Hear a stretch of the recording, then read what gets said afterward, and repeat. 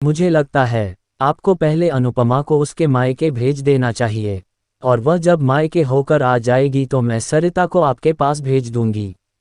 एक बहुत जरूरी बात जो मुझे लगता है आपको समझ लेनी चाहिए कि आपको अपनी बहू को भी बेटी की तरह या बेटी से भी ज़्यादा प्यार देना चाहिए।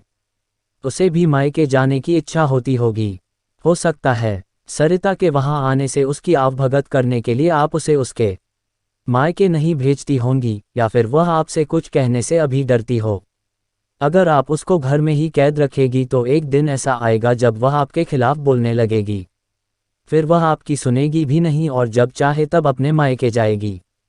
ऐसी परिस्थिति आए, इससे अच्छा है कि आप ही कुछ बदलाव अमल में ले आए जिससे आपका रिश्ता और रिश्ते की मिठास खराब ना हो। विमला जी को अपने समधन के हर एक शब्द में सच्चाई नजर आई। उन्हें महसूस हुआ कि उन्होंने अपनी बेटी के प्यार में अंधे होकर कभी भी अपनी बहू के मन का विचार नहीं किया। उन्होंने हमेशा ही अपनी बेटी को अपने बहू से ऊपर रखा। दूसरी तरफ सरिता भी अपनी भाभी के बारे में हो रही इस बातचीत को सुन रही थी। उसने भी रियलाइज किया कि वह कभी भी अपनी भाभी के साथ ठीक से बात नहीं करती और जब जब वह अपने मायके जाती है तो भाभी थोड़ी उदास रहती है। विमला जी ने अपनी बहू को बुलाया और उसे कहा कि अनुपमा कुछ दिनों के लिए सरिता नहीं आने वाली है, इसलिए पहले तुम अपने मायके होकर आओ। ये सुनते ही अनुपमा का चेहरा खिल गया क्योंकि यह पहली बार था जब उसकी सास ने सामने से उसे अपने मायके जाने के लिए कहा था। अगले दिन अनुपमा अपने मायके गई और इस बार 1-2 दिन नहीं पूरे हफ्ते भर रहकर आई। अपने माँ बाप से अपने रिश्तेदारों से मिलकर आई और जब वह लौटकर आई तो उसका चेहरा खिला हुआ था, उसकी आंखें चमक रही थी।